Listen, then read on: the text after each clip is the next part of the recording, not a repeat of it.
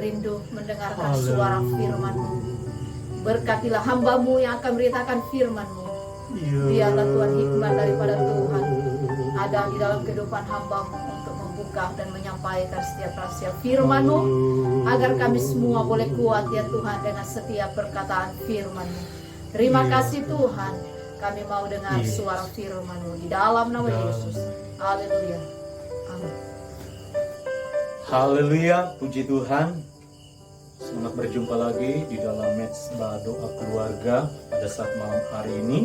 Salam sejahtera bagi saudara-saudara dimanapun berada yang sempat menyaksikan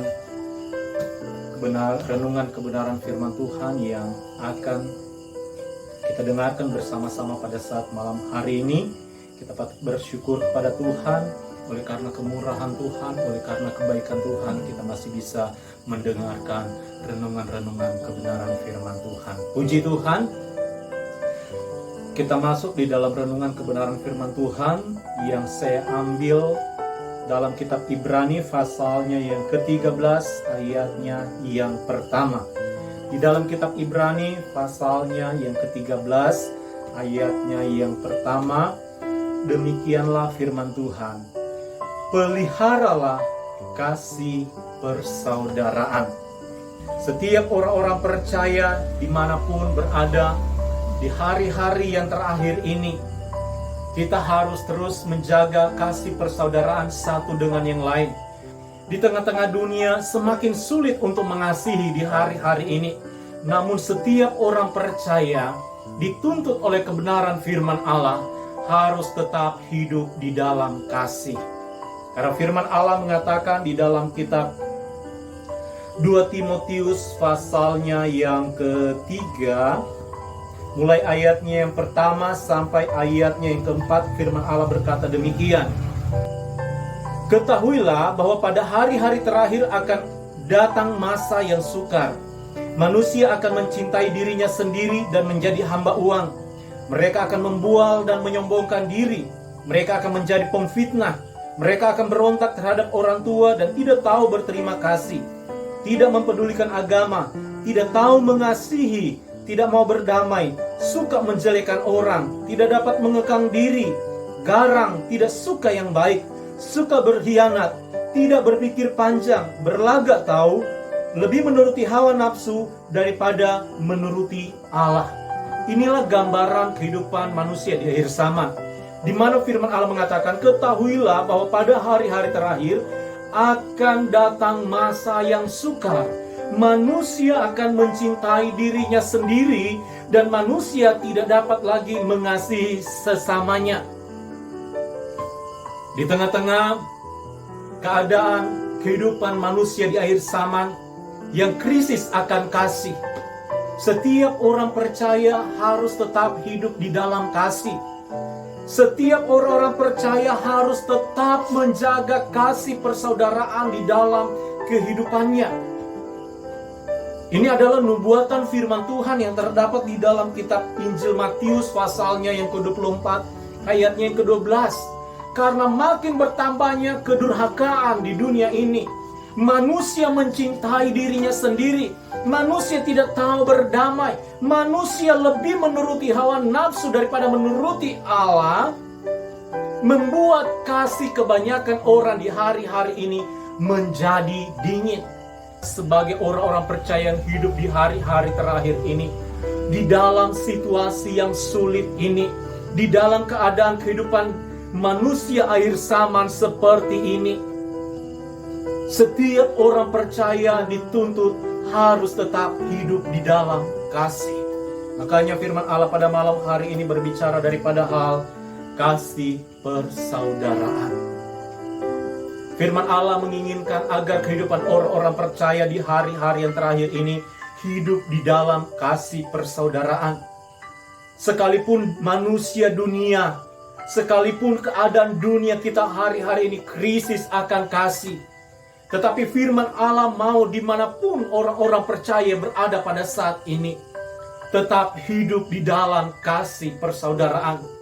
Sekalipun keadaan kita semakin sukar, Sekalipun kasih kebanyakan orang di akhir zaman ini akan semakin dingin, sekalipun keadaan kita pada hari-hari yang terakhir adalah keadaan masa yang sukar, masa yang sulit, tetapi setiap orang-orang percaya harus mampu hidup di dalam kasih Allah. Kita bersyukur pada saat malam hari ini firman Allah datang lagi mengingatkan kepada kita untuk setiap orang-orang percaya menjaga kasih persaudaraan satu dengan yang lain dimanapun saudara berada.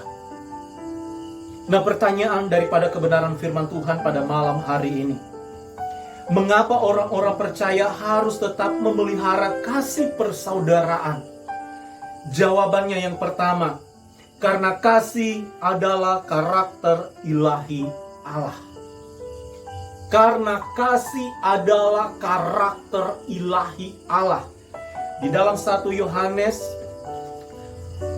di dalam kitab 1 Yohanes pasalnya yang keempat, ayatnya yang ke-8, firman Allah berkata demikian. Barang siapa tidak mengasihi, ia tidak mengenal Allah, sebab Allah adalah kasih. Barang siapa tidak mengasihi, ia tidak mengenal Allah, sebab Allah adalah kasih. Setiap orang percaya dituntut oleh firman Allah di hari-hari ini, sekalipun situasi sulit, sekalipun situasi semakin sukar, kasih orang-orang percaya jangan menjadi dingin. Ketika Allah menciptakan manusia pertama di Taman Eden itu dalam keadaan sempurna. Namun ketika manusia itu jatuh di dalam dosa, mulai saat itu kasih manusia rusak di hadapan Allah. Allah menciptakan manusia seturut dengan gambar dan rupanya. Dan termasuk kasih, karakter kasih Allah. Itu Allah taruh di dalam kehidupan kita. Sebagai manusia yang diciptakan menurut gambar dan rupanya. Allah menaruh di dalam kehidupan kita kasih-Nya, agar manusia itu mampu hidup saling mengasihi. Terlebih khusus di dalam kehidupan kita di hari-hari yang terakhir ini. Setelah kita ditebus dari segala dosa-dosa, dan Yesus memberikan kita keselamatan dengan cuma-cuma, wajib bagi setiap orang percaya untuk hidup di dalam kasih persaudaraan di hari-hari terakhir ini. 1 Korintus pasal yang ke-13 ayatnya yang ke-8. Kasih tidak berkesudahan, nubuat akan berakhir, bahasa roh akan berhenti, pengetahuan akan lenyap. Namun firman Allah mengatakan kasih tidak berkesudahan. Dengan kata lain, kasih kekal. Karena firman Allah tadi mengatakan bahwa kasih itu adalah Allah. Kita belajar daripada kehidupan jemaat mula-mula yang ada di Efesus. Firman Allah datang kepada mereka di dalam kitab Wahyu pasalnya yang kedua. Di situ dikatakan, sebab itu ingatlah betapa dalamnya engkau telah jatuh. Bertobatlah dan lakukan lagi apa yang semula engkau lakukan. Jika tidak demikian, aku akan datang kepadamu dan aku akan mengambil kaki dianmu dari tempatnya, jikalau engkau tidak bertobat. Manusia yang kehilangan kasih firman Allah mengatakan bahwa dia jatuh terlalu dalam. Orang percaya yang kehilangan kasih di hari-hari ini, firman Allah mengatakan, ingat engkau jatuh terlalu dalam. Sebab itu dikatakan di sini, hendaklah engkau bertobat dan kembali melakukan apa yang engkau telah lakukan dari semula. Ini adalah tantangan ujian bagi setiap orang-orang percaya. Hidup di hari-hari yang terakhir, hari-hari yang sulit, hari-hari yang sukar. Namun setiap orang percaya harus tetap mampu hidup di dalam kasih persaudaraan. Karena ketika kita kehilangan kasih di dalam kehidupan kita, firman Allah mengatakan betapa dalamnya kita jatuh. Oleh sebab itu pada saat malam hari ini, kita tidak mau kehilangan kasih di dalam kehidupan kita. Kita mau menjaga terus kasih Allah yang ada di dalam kehidupan kita. Dan kita mau mengaplikasikan kasih Allah di dalam kehidupan kita dengan mengasihi sesama, memelihara kasih persaudaraan satu dengan yang lain. Karena inilah yang Allah kehendaki di dalam kehidupan orang-orang percaya di hari-hari yang terakhir ini. Bukan berarti karena dunia kita semakin sulit, keadaan situasi kita semakin sukar, sehingga kita bisa hidup mencintai diri kita sendiri. Tidak seperti itu. Dalam keadaan situasi seperti apapun, firman Allah mau agar orang-orang percaya di hari-hari terakhir ini tetap hidup menjaga kasih persaudaraan di antara satu dengan yang lain. Kemudian bagian yang kedua, mengapa orang-orang percaya harus tetap memelihara kasih persaudaraan? Jawabannya, kasih mempersatukan. Di dalam kitab Kolose pasalnya yang ketiga ayatnya yang ke-14 demikian firman Tuhan. Dan di atas semuanya itu kenakanlah kasih sebagai pengikat yang mempersatukan dan yang menyempurnakan. Allah mau kita menjaga kasih persaudaraan di antara satu dengan yang lain, di antara tubuh Kristus. Karena kasih inilah yang dapat mempersatukan kita. Kasih inilah yang dapat mengikat kita menjadi satu. Dan kemudian kasih inilah juga yang dapat menyempurnakan kehidupan kita. Allah mau di hari-hari yang terakhir ini agar setiap orang-orang percaya tetap hidup di dalam kasih persaudaraan. Karena kasih persaudaraan itu mengikat satu dengan yang lain. 2 Timotius pasalnya yang kedua ayat yang ke-22 firman Allah berbunyi demikian. Sebab itu jauhilah nafsu orang muda, kejarlah keadilan, kejarlah kesetiaan, kejarlah kasih dan damai bersama-sama dengan mereka yang berseru kepada Tuhan dengan hati yang murni. Kasih ini mempersatukan orang-orang percaya. Sebab itu firman Allah di dalam kitab 2 Timotius ini menasihati kita agar kita mau mengejar kasih itu. Karena tanpa kasih, kehidupan orang-orang percaya tidak dapat bersatu di hari-hari yang terakhir ini. Oleh sebab itu pada malam hari ini firman Allah kembali mengingatkan kepada kita semua agar kita mau hidup di dalam kasih Allah. Kita mau aplikasikan setiap kasih Allah yang ada di dalam kehidupan kita dengan cara mengasihi sesama, dengan cara menjaga kasih persaudaraan antara satu dengan yang lain. Kasih di dalam kehidupan setiap orang percaya bukan hanya sampai pada perkataan, tetapi harus sampai pada perbuatan. Setiap orang percaya di hari-hari terakhir ini, di dalam keadaan yang sulit ini, dituntut untuk melakukan kasih, berbuat kasih, baik kepada siapa saja, kepada sesama, terlebih khusus kepada saudara-saudara seiman. Kita dituntut untuk hidup di dalam kasih.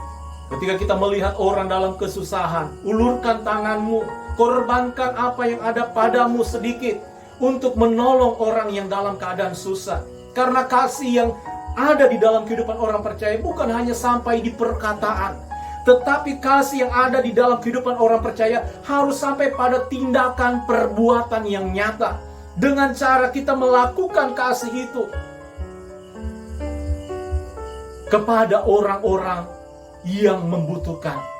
Ada begitu banyak hari-hari ini, oleh karena keadaan situasi kita dalam keadaan sulit seperti ini, perekonomian, kehidupan orang-orang percaya juga mengalami kegoncangan. Tetapi dalam keadaan seperti ini, orang-orang percaya tidak boleh menyerah. Kita harus terus melakukan setiap kebenaran firman Tuhan di dalam kehidupan kita. Kita mau terus mengaplikasikan kasih Allah di dalam kehidupan kita. Kita jangan hanya berbagi kasih melalui media sosial. Kita jangan hanya berbagi kasih melalui ucapan berkat. tetapi harus dengan tindakan, harus dengan perbuatan. Sehingga kasih yang ada di dalam kehidupan kita bukan hanya sampai di perkataan, tetapi benar-benar sampai pada perbuatan sesuai dengan kehendak firman Tuhan. Dan pada bagian yang ketiga, mengapa orang-orang percaya harus tetap memelihara kasih persaudaraan? Jawabannya bagian yang ketiga, karena kasih menutupi banyak sekali dosa. Kasih menutupi banyak sekali dosa. Di dalam kitab 1 Petrus pasalnya yang keempat, ayat yang ke-8, firman Allah berkata demikian. Tetapi yang terutama, kasihilah sungguh-sungguh seorang akan yang lain, sebab kasih menutupi banyak sekali dosa. Rasul Paulus berkata di dalam kitab 1 Korintus pasal yang ke-13, ayat yang ketiga, dan sekalipun aku membagi-bagikan segala sesuatu yang ada padaku, bahkan menyerahkan tubuhku untuk dibakar, tetapi jika aku tidak mempunyai kasih, sedikit pun tidak ada faedahnya bagiku. Ya, ini perkataan daripada firman Allah. Bukan hanya sampai pada perkataan. Di sini Rasul Paulus mengatakan, sekalipun aku membagi-bagikan segala sesuatu yang ada padaku, baik itu harta, materi.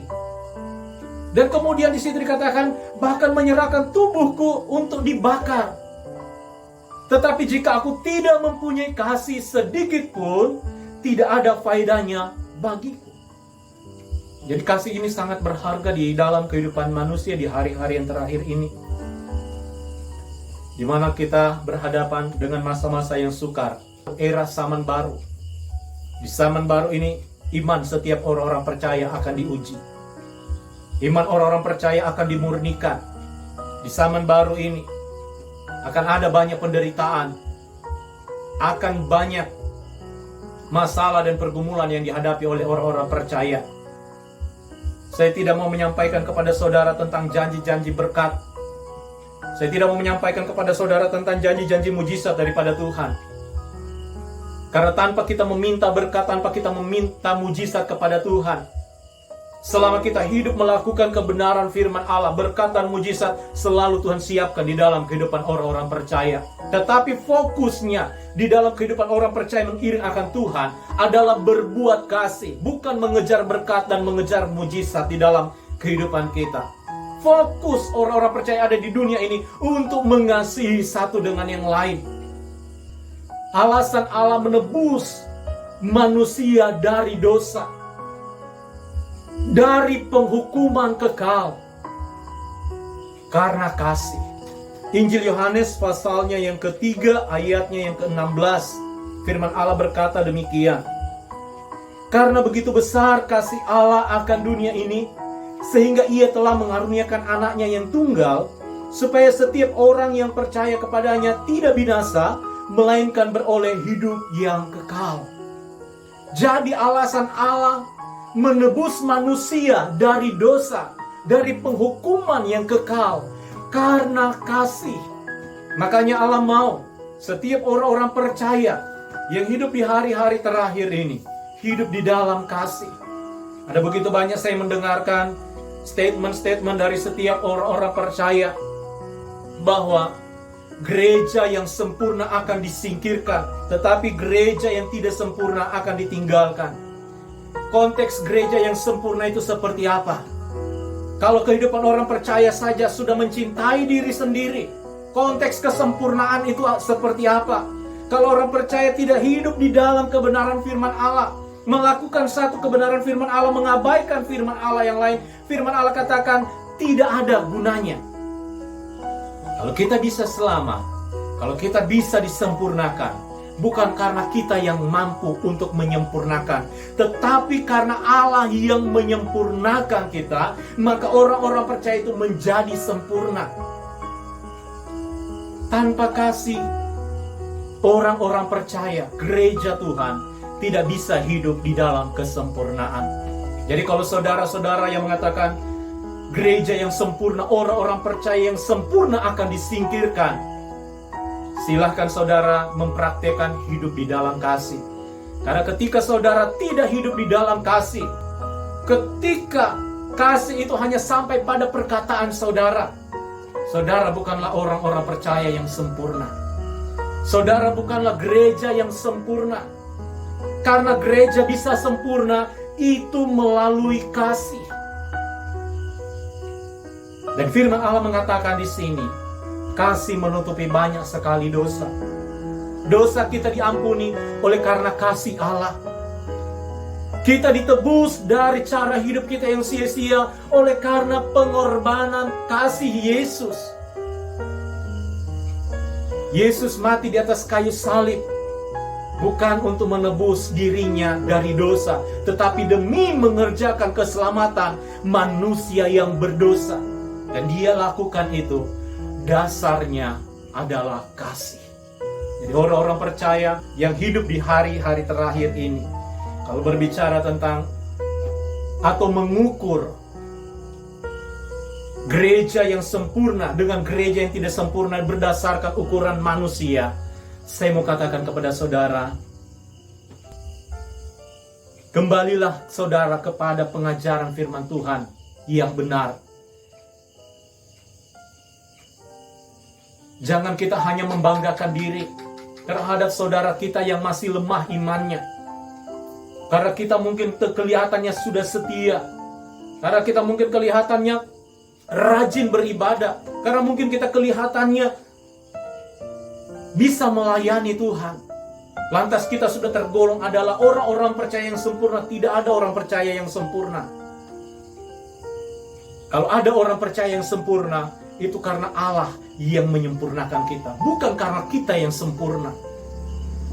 Kalau memang ada orang percaya yang sempurna, maka ketika saudara masuk di dalam kerajaan surga dan ada orang lain bertanya, mengapa engkau bisa masuk dalam surga? Mengapa engkau Tuhan izinkan masuk dalam surga? Maka saudara pasti menjawabnya, karena saya adalah orang percaya yang sempurna. Tidak ada satupun orang percaya yang sempurna. Kalau saudara mau sempurna, lakukanlah kasih di dalam kehidupan saudara. Jangan hanya sampai di perkataan, jangan hanya sampai pada media sosial, tetapi harus sampai pada perbuatan. Jangkau mereka yang dalam keadaan kesusahan, jangkau mereka yang sedang dalam penderitaan hari-hari ini. Berbuatlah jikalau engkau mampu. Jikalau engkau mempunyai harta berkelebihan, bagilah kepada orang-orang ini. Karena sekalipun engkau mengumpulkan harta yang banyak di dunia ini, engkau akan kembali kepada Bapa di dalam kerajaan surga seperti engkau datang ketika engkau datang ke dunia ini. Tidak akan ada harta benda yang saudara akan bawa. Sebab itu selagi harta benda saudara yang Tuhan percayakan kepada saudara sebagai berkat-berkat Allah yang Allah percayakan kepada saudara, pergunakanlah itu sebaik mungkin untuk kehidupanmu, untuk kehidupan keluargamu, untuk pelayanan pekerjaan Tuhan, bahkan terhadap orang-orang yang membutuhkan. Saudara kumpulkan harta saudara sampai 7 turunan, tidak akan menjamin saudara hidup kekal di dunia ini. Saya kadang-kala berpikir lucu sekali orang-orang percaya. Ketika di dunia ini mereka ingin hidup senantiasa diberkati Tuhan dengan melimpah-limpah. Mujizat terjadi melimpah-limpah di dalam kehidupan mereka. Dan kemudian setelah masuk surga ingin juga mendapatkan yang terbaik. Padahal ketika di dunia pelitnya minta ampun. Melihat orang dalam kesusahan hanya sampai di perkataan, oh Tuhan berkati. Di mana bukti daripada kasih Allah yang ada dalam kehidupan kita? Kalau Yesus membuktikan kasih-Nya kepada kita dengan caranya Dia meninggalkan tahta kemuliaannya, kemudian lahir menjadi seorang manusia. Bahkan ketika Yesus lahir bukan di hotel, bukan di rumah sakit yang mewah, bukan di suatu tempat yang mewah, lahir di kandang domba. Berbicara daripada kehinaan kita. Namun Dia rela karena kasih-Nya. Tidak apa-apa Dia lahir di kandang domba. Asalkan Dia bisa menyelamatkan saya dan saudara, menebus manusia dari dosa, menebus manusia dari penghukuman yang kekal. Allah mengatakan di dalam dirinya itu tidak apa-apa. Yang penting manusia bisa selamat.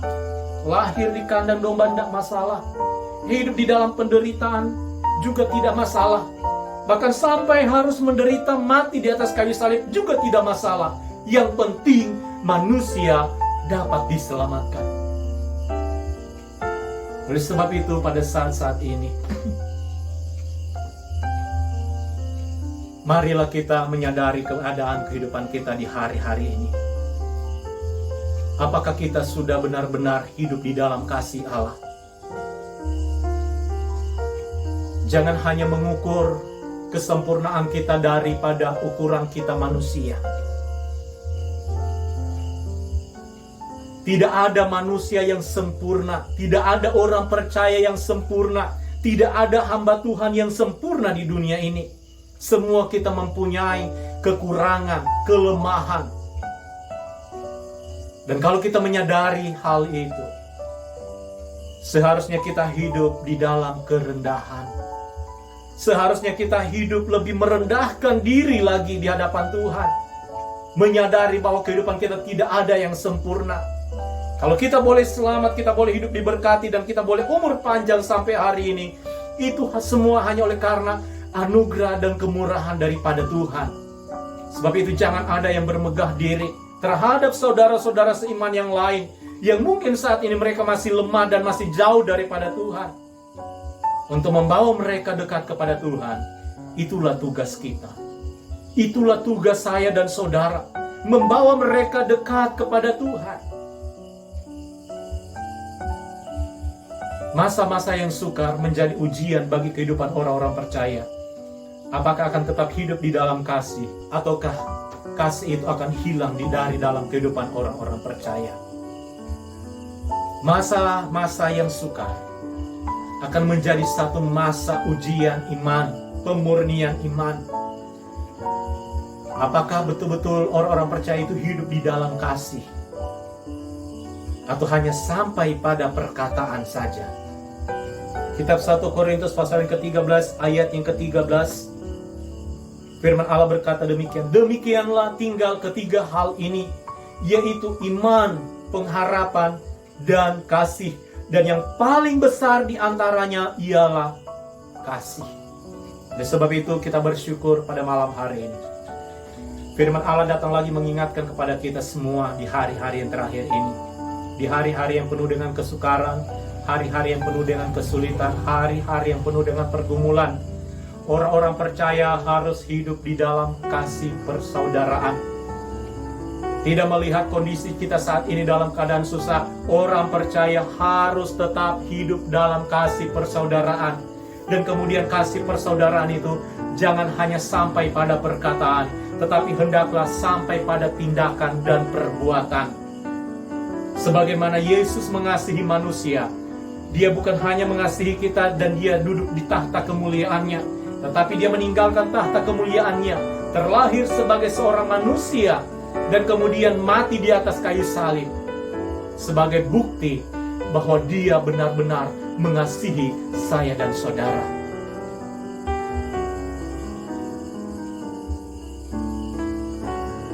Biarlah kita merenungkan di dalam kehidupan kita, apakah kasih yang semula itu masih ada di dalam kehidupan kita?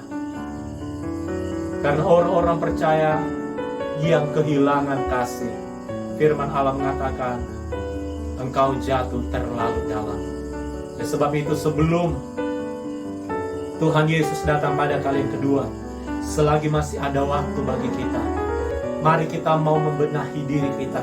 Kita mau hidup di dalam kasih persaudaraan, satu dengan yang lain, tanpa memandang bulu. Seperti Allah mengasihi kita, tanpa memandang kehinaan kita sebagai manusia.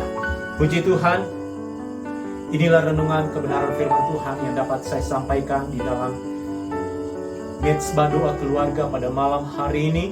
Tetaplah saudara kuat di dalam Tuhan. Tetaplah saudara mengasihi satu dengan yang lain. Tetaplah saudara bersuka cita di dalam Tuhan, karena pertolongan Tuhan akan selalu terjadi di dalam kehidupan kita. Di saat badai bekerja, di saat badai menerpa kehidupan kita, ada pertolongan Tuhan di dalam badai bagi setiap orang-orang percaya. Puji Tuhan, Tuhan Yesus memberkati.